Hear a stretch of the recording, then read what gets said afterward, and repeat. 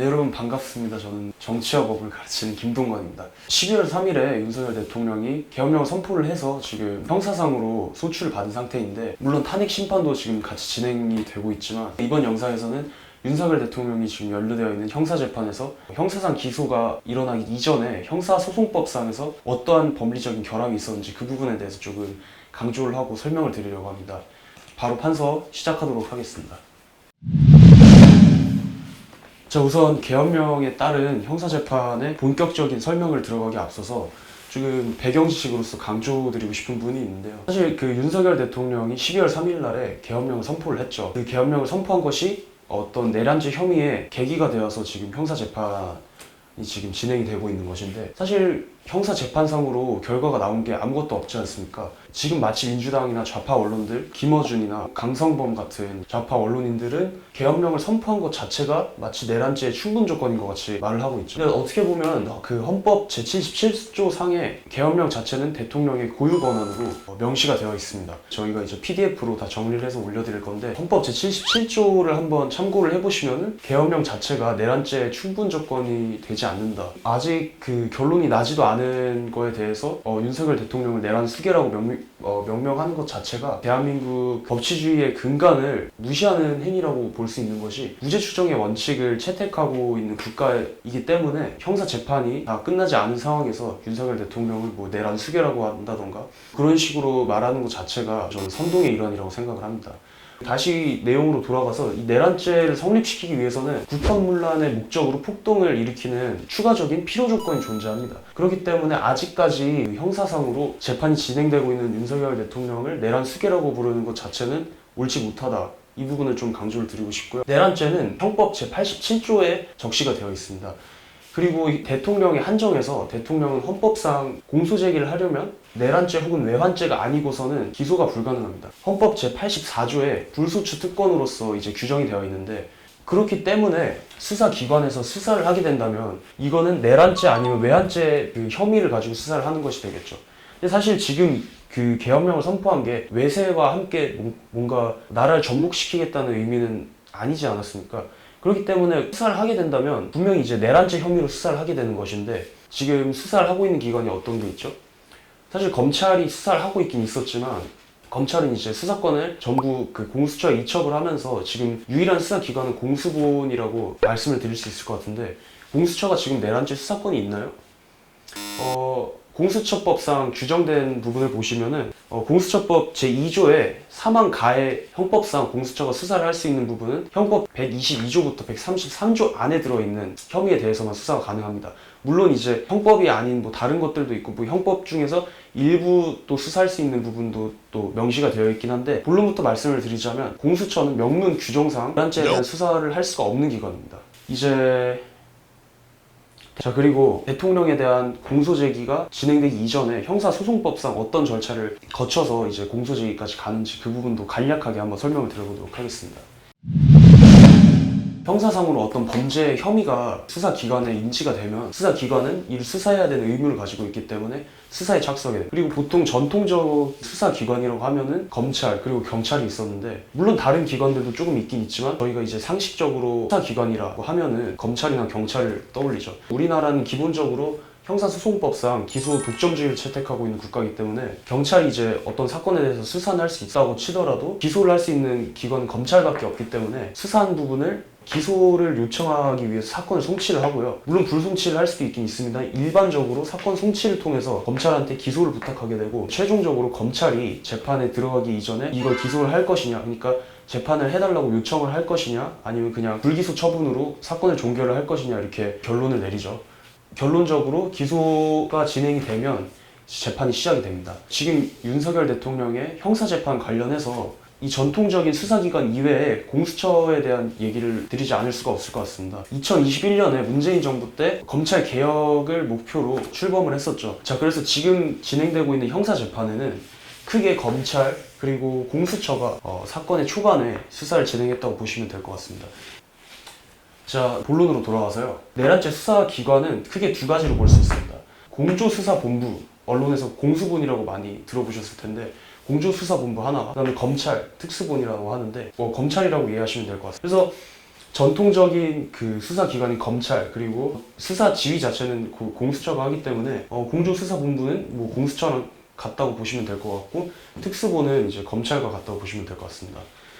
자, 근데 이렇게 되면 내란 혐의에 대한 수사를 주 주체가 하게 되는 거기 때문에 중복 수사가 진행되고 있다고 볼 수가 있거든요. 그래서 수사권 조율에 대한 부분이 계속 이슈가 되어 왔었고, 그래서 12월 16일에 경찰이 전체 윤석열 대통령 수사에 대한 사건을 이 공수처에 이첩을 하게 되었고요. 이첩은 그냥 이제 뭐 수사하던 거를 다 넘겨주었다 이렇게 보시면 될 것 같습니다. 그리고 검찰의 특수본이 12월 18일에 공수처에 사건 전체를 이첩하면서 사실상 윤석열 대통령 그리고 이상민 행안부 장관에 대한 수사권은 사실상 이때를 기점으로 공수처에 다 수사권이 조율이 되었다 이렇게 이해하시면 편할 것 같습니다. 자, 그래서 여기까지가 윤석열 대통령의 형사재판 이전까지의 기소까지의 과정에 있어서 결함을 이해하기 위한 배경 지식이 되었을 텐데요. 다음 부분으로 넘어가기 전에 문제점을 정리를 하자면 사실 검찰의 수사로 충분했습니다. 공수처가 출범한 배경을 보나 검찰이 이미 수사를 하고 있었다는 사실로 보나 공조수사본부 이런 거 만들어가면서까지 수사를 할 필요가 없었거든요. 사실 여기까지는 저희가 용납을 할 수 있는 수준이죠. 진짜 법리적으로 문제가 되는 부분은 공수처 같은 경우는 내란죄 수사권이 없습니다. 내란죄 같은 경우는 보시다시피 형법 제87조에 해당합니다. 그렇기 때문에 이건 그 자명하게 내란죄 수사권이 없다고 볼 수 있는 것인데 결국에 실질적으로 내란죄 수사를 공수처가 진행한 것이기 때문에 이거는 뭐 상식적인 측면이 아니라 법리적인 측면에서 문제가 되는 부분이죠. 다음 부분에 물론 나오긴 하겠지만 미리 좀 말씀을 드리자면 이거는 사실 아직까지도 이슈입니다. 이번에 윤석열 대통령 구속 취소 인용을 서울중앙지법 법원에서 하면서 내란죄 수사권에 대한 걸 문제 삼기도 했죠. 이 부분이 사실 어떻게 보면 지금 제가 강조드리는 가장 큰 문제점이 아닐까 이렇게 정리를 드리고 다음 판서로 이어가도록 하겠습니다. 자, 이제 판서를 다 끝냈는데요. 여기 보시면은 12월 3일에 계엄령을 선포를 했죠. 그리고 아주 한참이 지나서요. 12월 30일 날에 경찰이 체포영장을 신청을 하고요. 그 공수처가 체포영장을 신청을 한 걸 기반으로 청구를 해서 서부지법에서 체포영장이 발부가 됐죠. 근데 이 부분을 이제 또 설명드리기 앞서서 간단하게 그 체포나 구속이 이루어질 때 형사소송법상 어떤 식으로 이제 진행이 되는지 좀 설명을 드릴게요. 신청이랑 청구의 차이는요. 경찰이 신청을 하고 청구는 영장 청구권이 있는 수사기관이라고 하죠. 그 공수처를 말하는 건데요. 보통 검사가 체포영장 같은 걸 청구를 합니다. 체포영장을 발부해도 되겠다 싶으면 이제 법원에서 발부를 하겠죠. 그럼 체포영장이 발부가 되고요. 영장을 발부받은 걸 기반으로 이제 체포가 진행됩니다. 그리고 이건 필수는 아니지만 그 체포가 뭔가 문제가 있다 싶으면은 체포 적부 심의라는 걸 신청을 할 수가 있습니다. 그래서 이건 이제 윤석열 대통령도 마찬가지로 서울중앙지방법원에 체포 적부 심사를 이제 신청을 했었고요. 그다음에 체포가 되고 나면은 이게 사실 필수는 아닙니다만 보통 구속영장을 청구하게 됩니다. 그리고 이게 경찰의 요청에 의한 것이면 신청이라고 하고요. 아까랑 똑같은 논리죠. 어쨌든 구속영장을 청구를 해서 판사가 구속영장 발부해도 괜찮겠다 그런 식으로 판단을 하면은 구속영장을 발부를 하고요. 근데 이 사이 과정에서 좀 중요한 게 있는데 제가 빼먹었네요. 죄송합니다.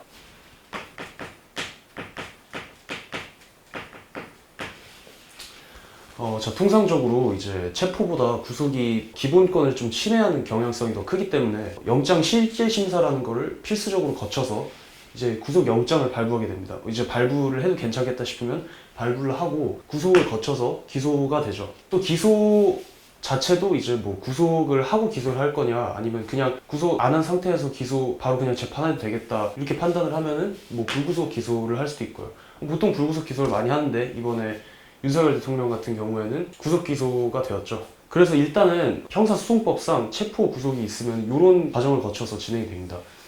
그래서 이제 12월 3일에 계엄령을 선포를 했고요. 한참 또 지나서 12월 30일 날에 경찰이 체포영장을 신청을 해서 공수처가 체포영장을 서부지법에 청구를 했고요. 서부지법은 오케이, 그 체포해도 괜찮겠다 싶어서 아까 말씀드린 대로 체포영장을 청구해서 체포영장을 발부하게 됩니다. 근데 여기에서 이제 제가 두 가지 문제점을 알려드릴게요. 체포영장 관련된 문제가 두 가지가 있습니다. 일단 첫 번째로는 그 청구에 대한 문제고요. 두 번째는 발부에 대한 문제입니다. 공수처가 이제 체포영장을 청구를 했는데 공수처법 제31조를 보시면은 그 재판 관할에 대한 부분을 규정을 하고 있거든요. 뭐 특별한 일이 있지 않는 이상 공수처는 영장을 중앙지방법원에 청구를 해야 됩니다. 정말 뭐 특별한 경우가 있지 않은 이상이죠. 물론 논리적으로 봤을 때 법이라는 게 어떻게 보면은 감정보다는 법의 논리의 영역이지 않습니까? 그래서 뭐 예외라고 하면 그 논리를 어떻게든 만들어가지고 할 수는 있어요. 그 편의대로 자기 편의대로 할 수는 있는데 어떻게 보면 사실 저희 이젠 다 알죠. 서부지법에 이제 우리법 연구회 출신 판사들이 드글드글 하니까 거기에 이렇게 영장 청구하면 좀 더 본인들이 더 편하게 영장 발부받을 수 있겠다. 그런 그 이익 논리 때문에 진행을 한 걸 저희는 뭐 대충 지레짐작으로 알고 있긴 하지만 이 당시에 어떤 배변을 펼쳤냐. 윤석열 대통령 관저가 용산에 있지 않느냐. 용산은 서부지법 관할이다. 이런 식으로 주장을 하면서 무려 4년 만에 처음으로 중앙지방법원이 아닌 서부지방법원에 청구하게 됩니다. 4년 전이면 언제죠? 2021년이면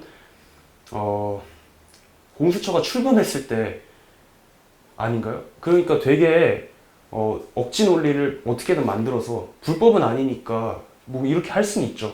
그 내란죄 수사를 처음 진행했을 때도 굉장히 이상하다고 했었던 이 관할에 관한 그 궤변이 하나가 있고요. 그리고 이건 아직까지도 저는 불법성이 좀 있다고 봅니다, 개인적으로.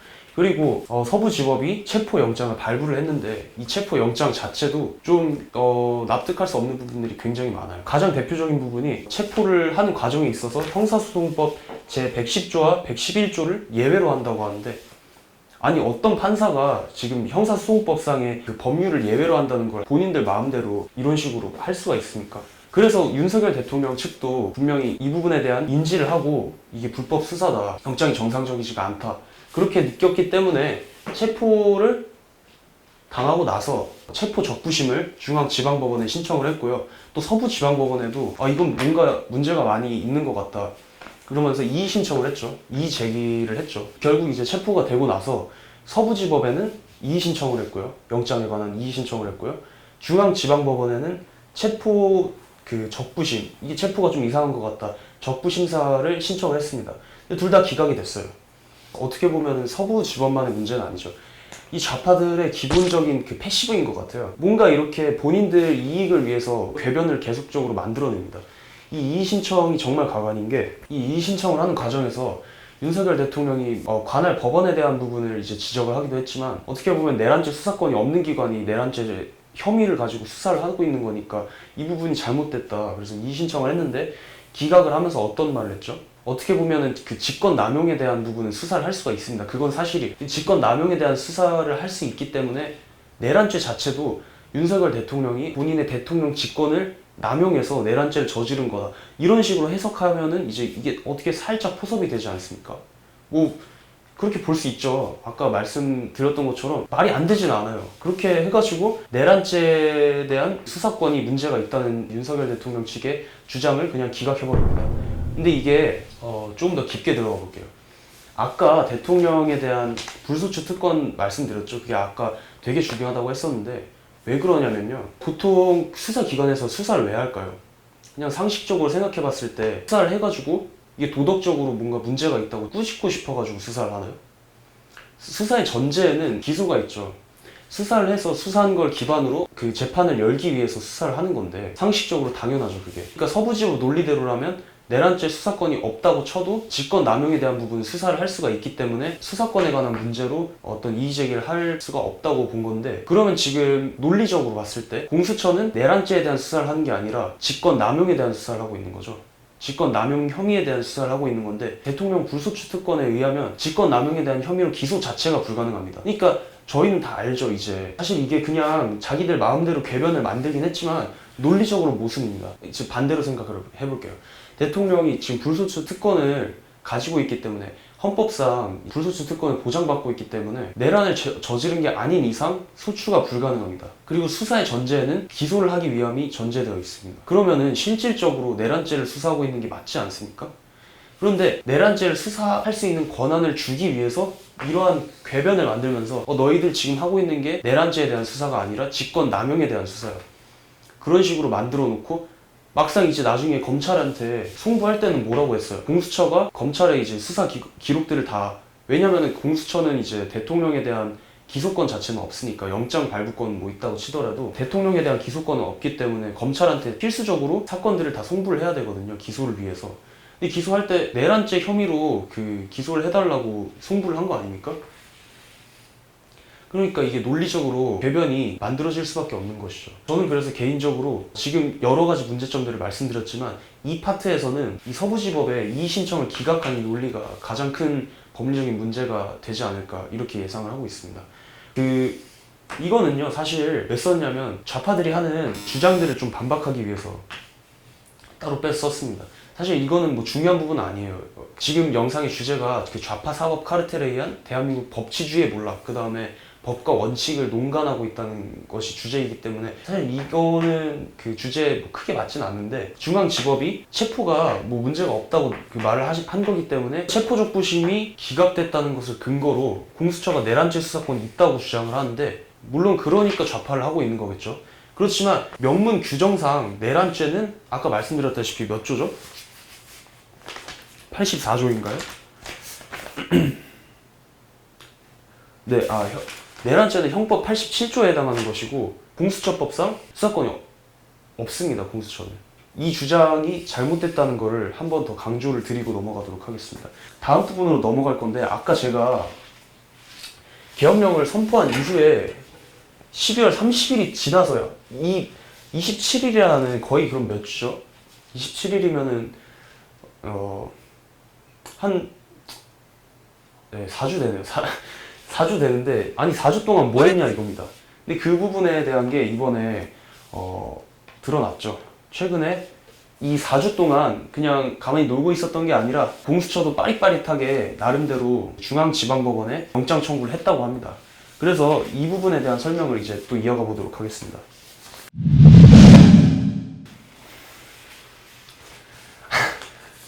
자, 지금 이제 그 판서를 하고 보니까 이 판이 좀 지저분해질 정도로 얼마나 많은 잘못들을 했는지 이제 다 드러나죠. 진짜 그 12월 3일에 계몽령을 이제 선포를 했습니다. 이번에 윤석열 대통령 측에서 수사를 하면서 수사 기록을 이제 조회하면서 밝혀낸 부분은 12월 6일에 수사 관할 법원 이런 얘기 막 하지 않았습니까? 근데 알고 보니까 서울중앙지법에 영장들을 여러 차례 청구를 했다는 것이 드러났고요. 또 12월 8일에도 서울중앙지법에 기각당한 이후에 압수수색 영장을 청구를 했었는데 또 기각을 당했고요. 12월 20일 날에 서울 동부지법에, 왜냐면 그 당시에 김용현 전 국방부 장관이죠. 그분께서 이제 동부구치소에 있었기 때문에 제 예상으로는 공수처가 관할법원 논리를 한번 써가지고 지네들이 불편한 부분을 서부지법으로 한번 해소해볼까 하고 슬슬 시동을 걸었던 게 아닐까 이렇게 생각을 해봅니다. 그래서 아무튼 동부지법에 김용현 전 국방부 장관에 대한 체포영장을 청구를 했는데 기각을 당했죠.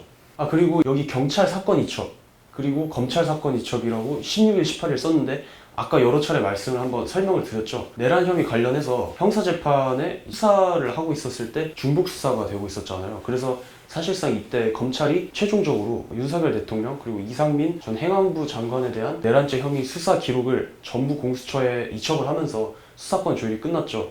근데 이 부분이 공수처가 거짓말인 거 들통나고 의혹들에 대해서 해명하는데 그 해명이 잘못됐다는 걸 이해하기 위한 그 키가 됩니다. 그래서 한번 이제 다시 천천히 설명 한번 들어볼게요. 12월 6일에 중앙지방법원에 압수수색 영장 그리고 통신영장 청구했고요. 근데 뭐 윤석열 대통령에 대한 체포영장은 청구를 하지 않은 것으로 아직까지는 그렇게 나와 있고요. 그리고 김용현 전 국방부 장관에 대한 체포영장, 이거 근데 전부 다 기각을 당했습니다. 그리고 중앙지방법원에 기각을 당하고 나서 다시 압수수색 영장을 신청을 했는데 기각을 당했습니다. 이 사실만 이제 보면은 얘네들 아까 본인들은 내란죄 수사권이 있는 것처럼 막 그렇게 떠벌리더니 지금 다 기각당했네. 그럼 이제 그 거짓말을 한 거랑 별개로 얘네들 지금 내란죄 수사권이 없어가지고 기각당한 거 아니야? 그 상식적으로 들죠. 왜냐면 원래부터 그게 이슈였고 그게 가장 큰 법리적인 문제라고 모든 분들께서 다 그렇게 이해를 하고 계셨으니까 이렇게 기각당한 거를 보면은 이 생각이 제일 먼저 들고요. 그리고 아까 영장 쇼핑도 그 문제가 되지 않았을까? 관할법원에 대한 문제가 계속 지속이 되어 왔었는데, 아까 전에 관할법원 궤변을 펼치면서까지 서부지법에다가 청구를 하는 게 당연하다. 왜냐면 용산 관할이 뭐 서부지법이니까 그런 식으로 말했으면서 왜 6일 그리고 8일에는 중앙지방법원에 청구를 했냐? 왜 서부지법에 이때는 안 했냐?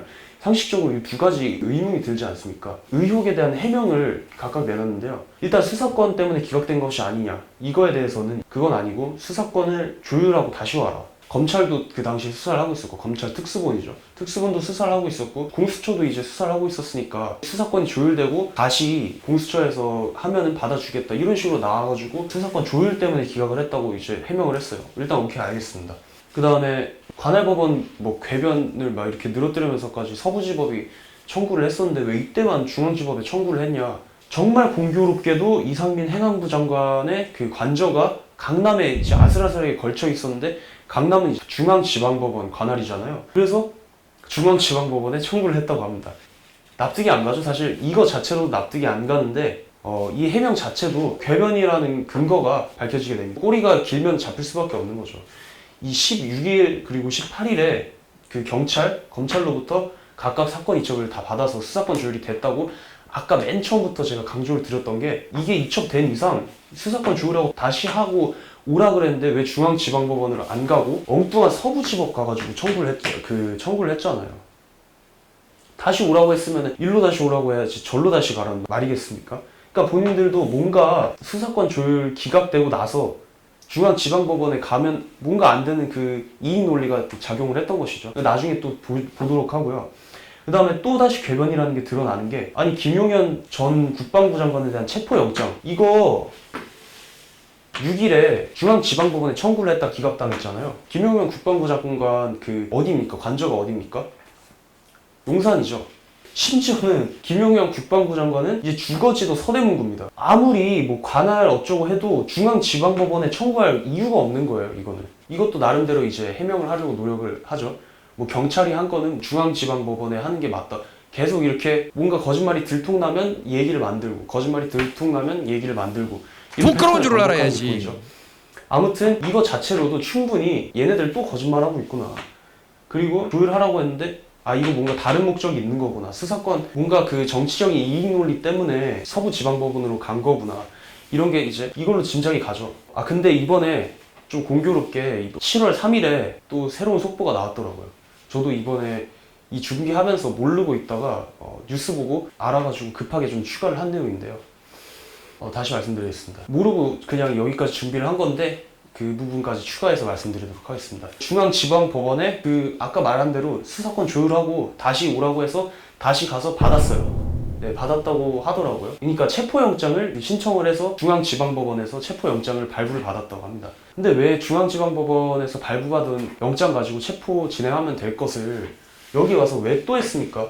그런 의문이 생기죠. 만약에 영장이 같다고 가정을 하면 중앙지방법원에서 발부를 받았기 때문에 똑같은 영장을 발부받을 필요가 없잖아요. 체포영장이니까 얘도. 근데 그 이유가 서울중앙지방법원의 그 체포영장은 서부지법과 완전 반대로 형사소송법 제10조를 엄격히 지키라고 강조를 했답니다. 얘는 예외라고 했잖아요. 걔는 강조를 했대요. 저는 이번에 새로 업데이트된 내용을 듣고 나서 좌파 사법 카르텔이 대한민국 법치주의 그리고 사법 시스템을 가지고 장난치고 있구나. 그 부분을 확신할 수 있게 됐습니다.